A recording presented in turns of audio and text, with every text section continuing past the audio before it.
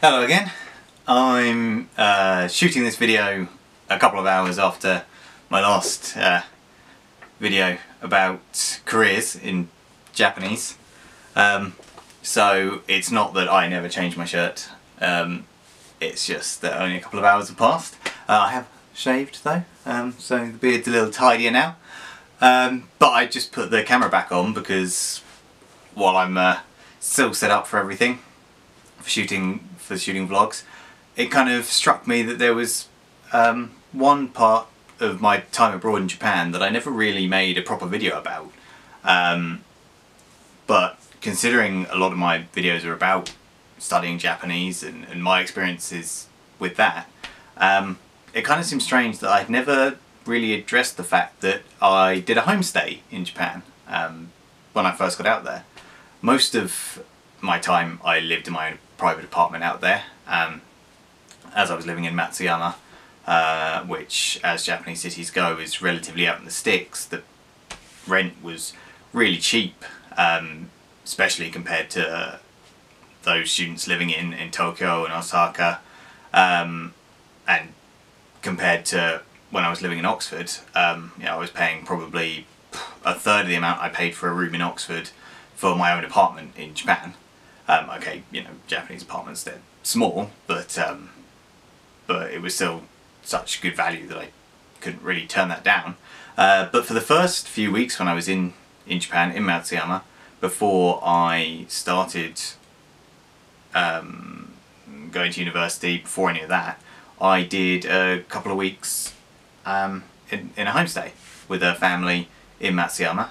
I was recommended to do it by one of my predecessors who'd been to Ehime Daigaku, and she sort of said it'd been a great experience for her and really sort of wholeheartedly recommended it as a really good way to settle in and bed in. And I really wanted to go a bit early. I was really excited to get out there. Unsurprisingly, those first 2 years had been leading up to it. So I just really wanted to get out to Japan, and I was trying to find ways that I could get there a bit earlier that weren't going to cost me a huge amount of money, because as a poor student paying my ridiculous student loans, I didn't really have the money to just go out and travel and sort of set myself up earlier there like a few people I knew did. So I applied to do a homestay, and I stayed with this really lovely family, husband and wife, and their we must have been about 10-year-old son at the time. I think he was in 5th or 6th grade, definitely still a shogakuse,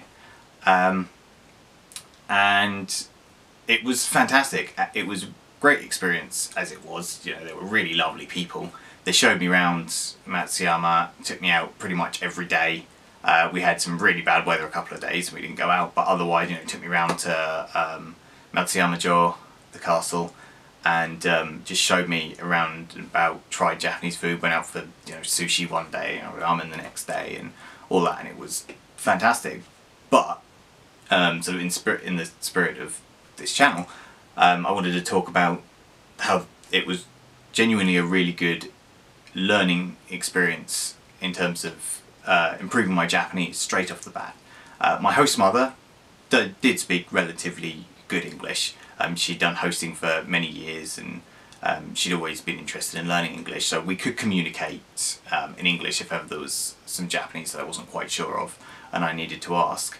But the husband didn't speak any English at all, and the son understood a bit of English because he did some at primary school, but surprisingly enough, not great deal.